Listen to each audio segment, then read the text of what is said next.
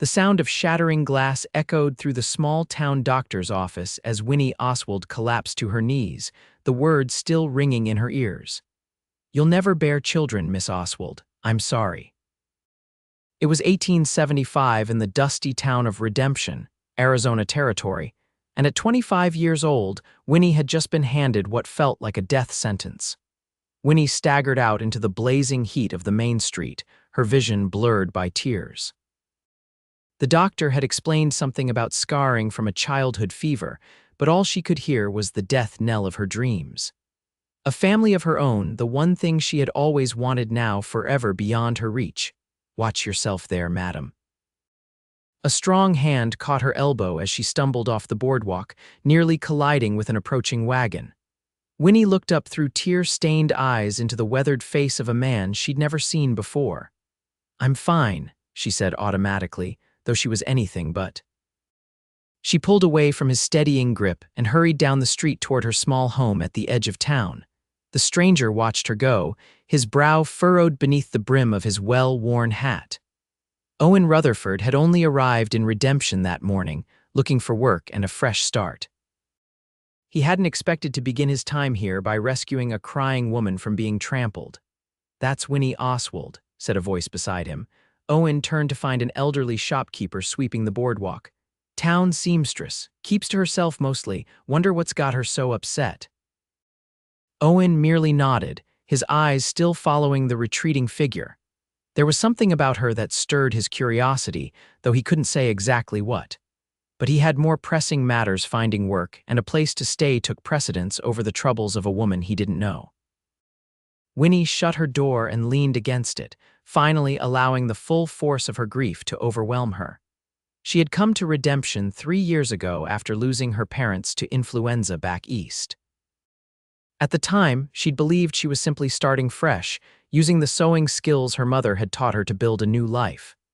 But deep down, she'd always imagined that someday she would meet someone, marry, and have the family she'd lost. Now that dream was gone too. The next morning, Winnie forced herself to open her shop. Life didn't stop for heartbreak. She had orders to fill Mrs. Henderson's dress for the Founders' Day celebration, alterations for the banker's son, and a stack of mending that needed attention. Work would be her salvation, she decided. Work would fill the void. She was pinning a pattern when her door opened, the little bell above it announcing a customer. Winnie looked up to see the man who had caught her arm the day before. He was tall, with broad shoulders and a lean frame. His dark hair was in need of a trim, and several days' worth of stubble shadowed his jaw, but it was his eyes that caught her attention, a clear, steady blue that seemed to look right through her. "Good morning," he said, removing his hat. "I'm hoping you might help me. I've just taken on work at the Thompson Ranch, and I'm in need of some repairs." He held up a shirt with a long tear along one sleeve. "Of course," Winnie said, taking the garment. Her fingers brushed his, and she pulled back quickly, uncomfortable with the unexpected jolt the brief contact sent through her. "I can have this ready by tomorrow afternoon. Is that suitable?" "More than suitable," he replied with a smile that softened his weathered features. "I'm Owen Rutherford, by the way, new in town." "Winnie Oswald," she replied automatically, though something in his expression told her he already knew. "A pleasure to meet you properly, Miss Oswald," without the tears this time, when he felt heat rise to her cheeks. "I apologize for yesterday." "I was distracted." "No need for apologies," Owen said. "We all have our difficult days." He paid for the repair in advance, tipping his hat as he left. Winnie found herself watching him through the window as he crossed the street, wondering about the story behind the scars visible on his forearms and the slight limp in his gait. Over the next few weeks, Owen became a regular customer. A torn shirt one week, pants that needed patching the next. Winnie began to suspect he was manufacturing reasons to visit her shop, especially when he brought in a perfectly good vest that needed a button replaced. "You know," she said as she handed him back the vest, "you could learn to sew on a button yourself. It's not difficult." Owen grinned, his eyes crinkling at the corners. "I could, but then I'd have no excuse to come see the prettiest seamstress in the Arizona Territory." The compliment flustered her, but Winnie couldn't deny the small thrill that ran through her. At 30, Owen Rutherford was handsome in a rugged way, with laugh lines beginning to form around his eyes and a quiet confidence that spoke of a man who had seen his share of troubles and survived them. "You're a flatterer, Mr. Rutherford," she said, trying to maintain her professional composure. "Not at all, just honest." He lingered at the counter. "Miss Oswald, I was wondering if you might do me the honor of accompanying me to dinner at the hotel restaurant tomorrow evening." The invitation caught her off guard.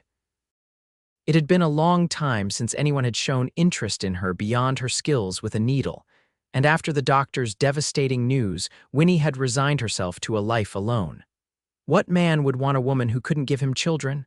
"I don't think that would be wise," she said softly. Owen's smile faltered. "May I ask why not? I'm simply not in a position to entertain suitors at present."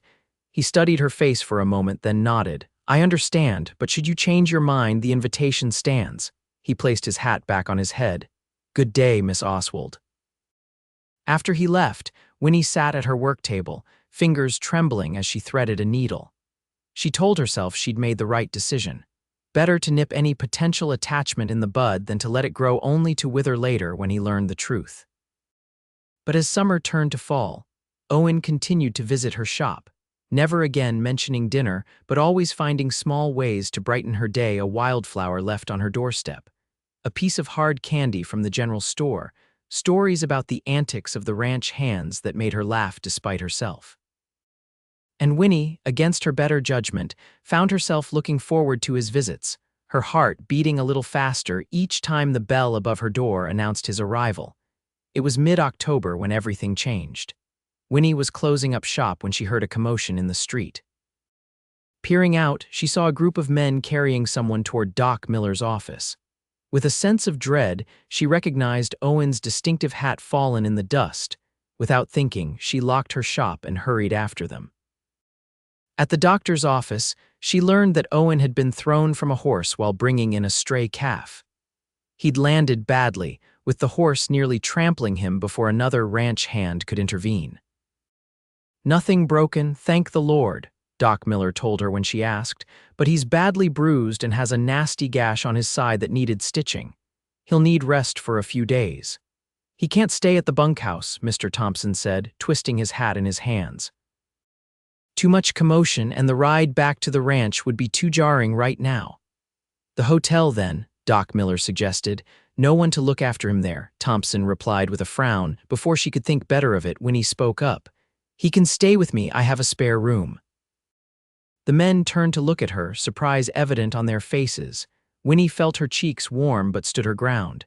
"It makes the most sense. I live close by and I can check on him while I work," and so it was decided. Owen, barely conscious and protesting weakly that he didn't want to be a bother, was transported to Winnie's small house behind her shop. She made up the bed in her spare room and helped Doc Miller settle him in. "He'll need these for the pain," Doc Miller said, leaving a small bottle of laudanum. "And the bandages should be changed twice daily." "Can you manage that?" Winnie nodded, though her stomach tightened at the thought.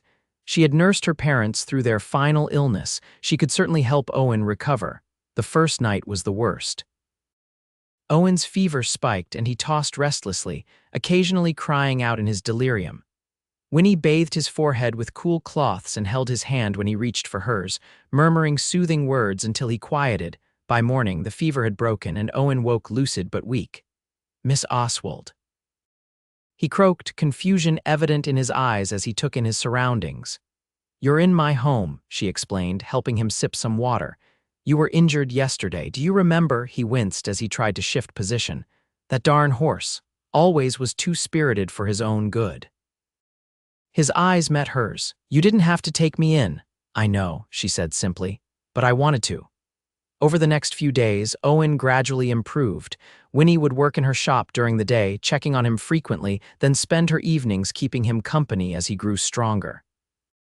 They talked for hours about his childhood on a farm in Missouri, his time fighting in the war, the restlessness that had led him west after peace was declared. In turn, she told him about growing up in Boston, losing her parents, her decision to start fresh somewhere new. But she never mentioned the doctor's verdict about her inability to have children.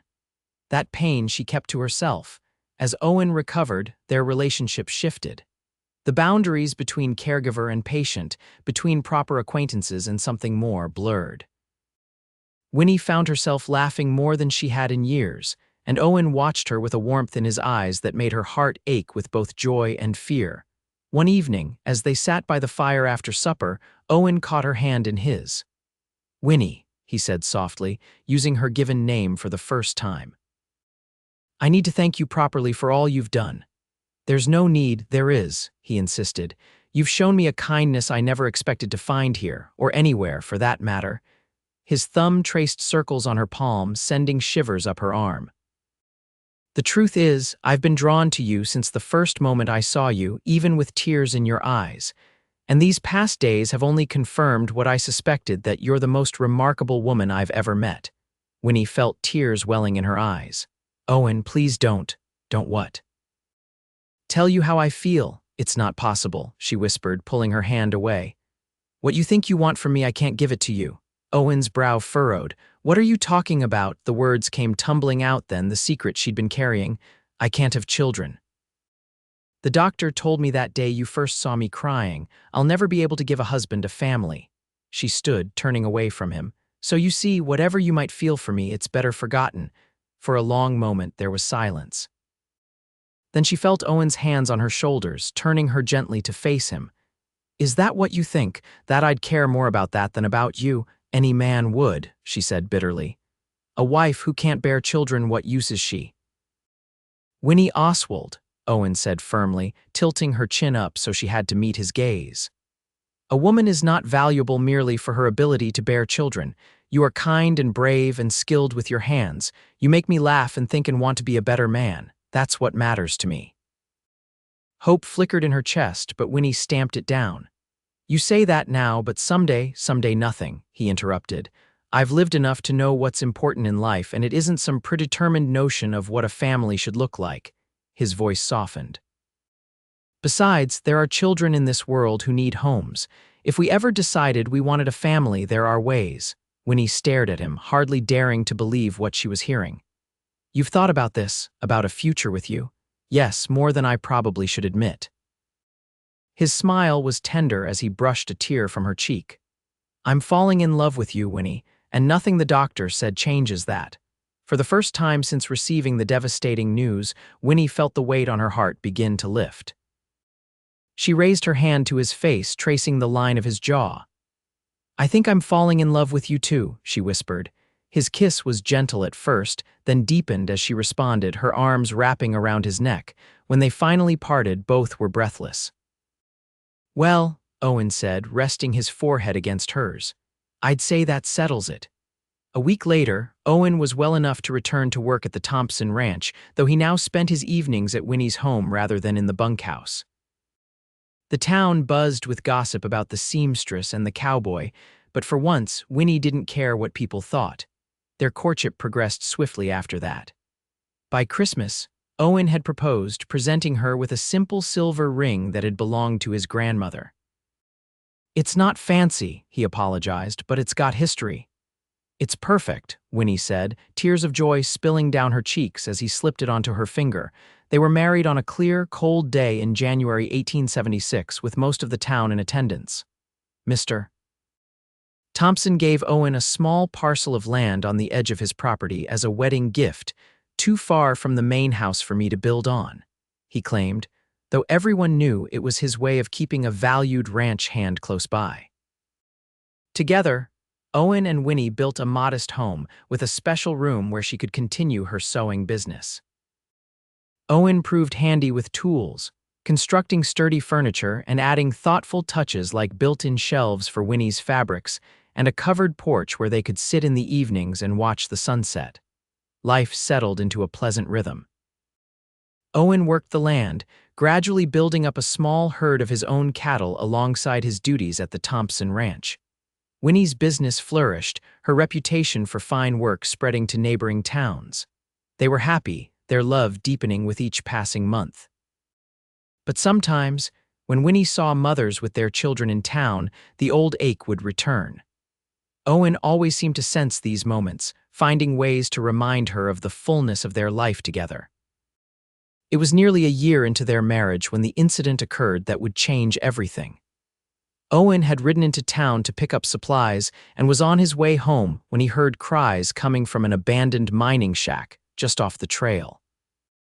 Dismounting to investigate, he discovered a young woman, barely more than a girl, in the throes of childbirth. She was clearly in trouble, feverish and weak. Owen had helped deliver calves and foals, but this was different. Still, there was no time to fetch help. The baby was coming now. "Hold on," he told the frightened girl. "I'm going to help you." An hour later, a tiny, squalling infant lay wrapped in Owen's shirt while its mother lay still, her life slipping away despite his efforts to staunch the bleeding. "Your baby," she whispered, her eyes already growing distant. "Please, take care of her." "I'll get you both to town," Owen promised, but the young woman shook her head. "No time. Her name, Lily." Her hand clutched his sleeve. "Promise."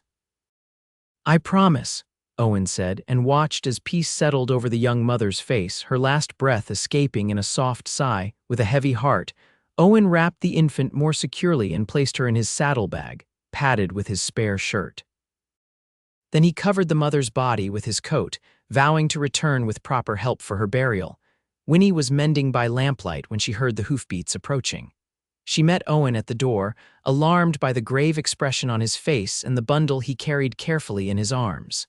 "Owen." "What, her mother died," he said simply, revealing the tiny face nestled in the makeshift blanket. "There was nothing I could do." Winnie stared at the infant, her heart constricting. "Who was she, the mother?" "I don't know, just a girl, no more than 18. She was alone in that old Douglas mining shack.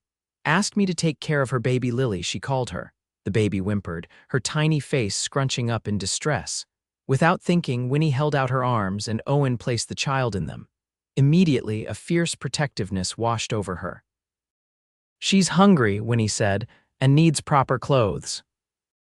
They worked together through the night, Owen riding to town to rouse the general store owner for emergency supplies, while Winnie bathed the infant and fed her with a rag soaked in warm milk, the way she'd once seen a mother do with an orphaned lamb. By morning, they had created a makeshift cradle from a drawer, and Lily slept peacefully, clean and fed. Owen had contacted the sheriff about the mother, who would be given a proper burial. "What happens now?" Winnie asked, watching the sleeping infant. "To Lily, I mean." Owen sat beside her, his arm around her shoulders. "That depends on us, I suppose. Her mother asked me to take care of her. I gave my word." Winnie's heart began to race. "Are you saying?" "I'm saying that maybe this is the family we're meant to have." Owen's voice was gentle but firm. "Unless you don't want, I want," Winnie interrupted, her eyes never leaving the baby's face. "Oh, Owen, I want so much it frightens me." "Then we'll find a way to make it official. The sheriff knows a judge who can draw up adoption papers." Winnie leaned against her husband, overwhelmed by the sudden turn their lives had taken. "Do you think we can do this? Be parents?" Owen pressed a kiss to her temple. "I think we can try our best. That's all any parent can do." The next few weeks were a blur of adjustment. Lily proved to be a healthy baby with a strong set of lungs and a determined personality.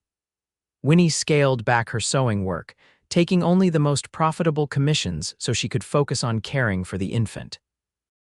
Owen added a nursery to their home, painting it yellow like the lilies that grow down by the creek. There were challenges, of course. Sleepless nights, worries about whether they were doing things right, the legal complexities of adoption. But there was also joy. Lily's first smile, the way she gripped Owen's finger with her tiny hand, the peaceful weight of her sleeping in Winnie's arms. 3 months after Lily came into their lives, the adoption was finalized. They celebrated with a small gathering at their home, where friends from town came to officially welcome Lily Rutherford to the community. As the last guests departed, Winnie stood on the porch, Lily sleeping against her shoulder, watching the sunset paint the desert sky in shades of gold and crimson. Owen joined her, his arm sliding around her waist. "Happy?" he asked. "More than I ever thought possible," she replied, leaning into his embrace. "When the doctor told me I couldn't have children, I thought my dreams were over. I never imagined that life had other plans for us," Owen finished, smiling down at the sleeping infant. "Sometimes the best things come in unexpected ways." When he turned to face him, her free hand reaching up to touch his cheek. Thank you for not giving up on me, for seeing more than what I couldn't do. I only ever saw you, Owen said simply. Everything else was just details. As if sensing she was the topic of conversation, Lily stirred, her eyes blinking open to gaze up at them. Owen leaned down to kiss her forehead. Look at that, he said softly. She has your eyes, Winnie laughed. She does not. Her eyes are as blue as the sky, just like yours. Well, she has your determination, that's for certain. Owen's voice grew tender. And your heart, our daughter is going to be as kind and brave as her mother. Tears pricked Winnie's eyes at the word daughter. How natural it sounded now, how right. Our daughter, she repeated, savoring the phrase. Owen's grin widened as he gazed at Lily. You know what I realized the other day when I was in town and Mrs. Peterson asked about my baby? What's that? His eyes, full of wonder and love, met hers. I realized that this little miracle has made me a father, and you, he touched Winnie's cheek gently. Look at what you've done, Winnie. You've made me a father. The words, so simple yet so profound, filled Winnie's heart to overflowing. She had spent so long believing that she was somehow less because of what her body couldn't do. But here, in this moment, with her husband and their daughter, she understood that family wasn't defined by blood alone. And you've made me a mother, she whispered, resting her head against his chest as Lily cooed softly between them. As the last light faded from the sky and the first stars appeared, the three of them stood together on the porch of the home they had built, not just the physical structure of wood and nails, but the deeper home of love and belonging they had created for each other. 5 years later, the Rutherford home had expanded to accommodate not only Lily, now a spirited kindergartner with her father's blue eyes and a head full of dark curls, but also 2-year-old twins, James and Sarah, whom they had adopted after their parents' friends of Owen's from his ranch work died in a flash flood. On a warm spring evening, as Winnie rocked on the porch swing watching Owen teaching Lily to ride her pony while the twins played in the dirt nearby, she reflected on the journey that had brought them here. The pain of that day in the doctor's office seemed like a lifetime ago, a moment of darkness that had ultimately led her to the brightest light she could imagine. Owen looked up and caught her watching, his smile as warm and sure as it had been that day he'd first asked her to dinner. He had been right, she thought. The best things often came in unexpected ways, and sometimes the dreams you thought were lost forever were simply waiting to find you in a different form. The sun dipped toward the horizon, painting their little corner of the Arizona territory in gold. Winnie closed her eyes, listening to the laughter of her children and the gentle hum of her husband's voice, her heart full with the knowledge that this was what it meant to be truly blessed.